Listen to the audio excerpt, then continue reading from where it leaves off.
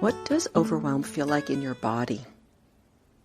Welcome to Daily Whispers. I'm Kara Bradley, talking about overwhelm this week. I did a long one yesterday, laying it out, but today I'm going to be quick. And I want to talk about the physiological impact of being in overwhelm. So go back to yesterday if you haven't listened to it yet. Start there to learn about what puts me in overwhelm and what may shift you into overwhelm.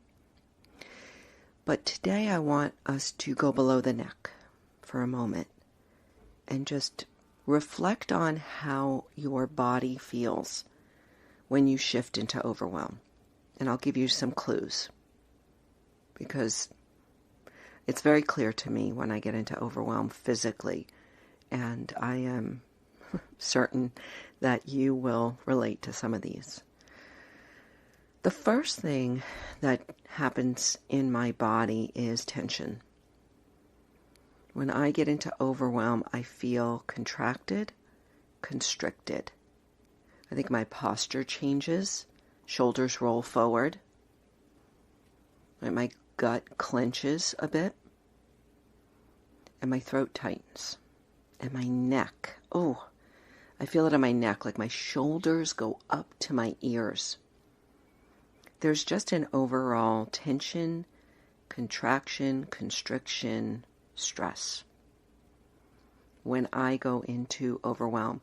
And, overwhelm for you may feel like an overall freeze, right? The freeze mode. What happens in our nervous system when we go under stress, right? So there's fight, flight, and freeze. And freeze is really our ancient response. It's the dorsal vagus nerve, to be technical. It's that response. It's the freeze mode. Animals will freeze and play dead when under immediate stress sometimes. So we freeze. Literally freeze, and our whole body contracts. So that is definite for me. But then there are a couple more subtle things that I notice. I stop breathing. I don't stop breathing, but I stop breathing. I'm just recognizing that right now. The breath goes all the way up into the chest, and my breath gets short and shallow. I don't exhale. Most of us are not exhaling enough or fully. Guess what happens when you exhale fully? A good long exhale. Let's do that right now. Take a deep breath in. And a long exhale. You can exhale out your mouth. You can even sigh. One more time, inhale. Big, long exhale out. Every time we exhale, we activate the parasympathetic response of our nervous system. The parasympathetic response is what indicates to our body that we can rest and we can digest.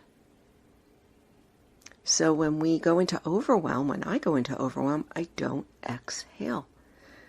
I start chest breathing in these short, rapid breaths, and guess what happens then is that my heart rate goes up, right? The heart has to beat harder, faster, in order to pump blood through our system because we're not exhaling.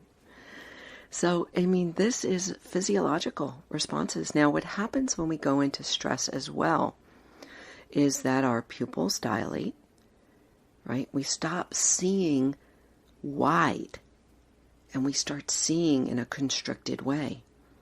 And what happens when our pupils dilate as well, think about it from the mind perspective. Everything closes down. We close.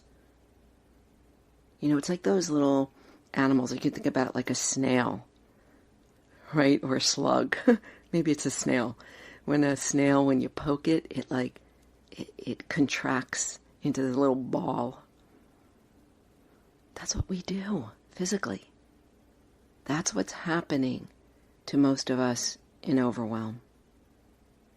Start to notice it in yourself. Start with your body. Body first, I like to say, because our biology is driving our psychology. Our physical responses is driving our mental responses subconsciously. So when we can become aware of our body first, which is not something we're taught to do in our culture, body first, what's happening, then we can become more aware of what's happening mentally. And this is all a practice of becoming familiar with the way we work. Our physical, mental, emotional, interrelational patterns. It's like our operating system, and we want to upgrade our operating system, and it starts with awareness. To overwhelm. What does it feel like in your body? I'm going to leave you with that today. And I'm also going to stock the show notes with some past episodes, because I've been talking about this stuff for a long time. But, it keeps coming back, and it keeps being relevant. And I feel the immediacy of needing to talk about it again and again. Because sometimes we just need to hear it over and over and over again. So thank you for tuning in. Thank you for sharing this with a friend. There may be somebody in your life that needs to hear this. Share it lovingly. Hey, I got a lot out of this. You might as well. This is how we walk each other home. This is how we carry each other through these challenging times. And we allow each other the space to change. It's so big. Okay. Until next time, please take a look at my show notes. Please leave a review if you've gained value.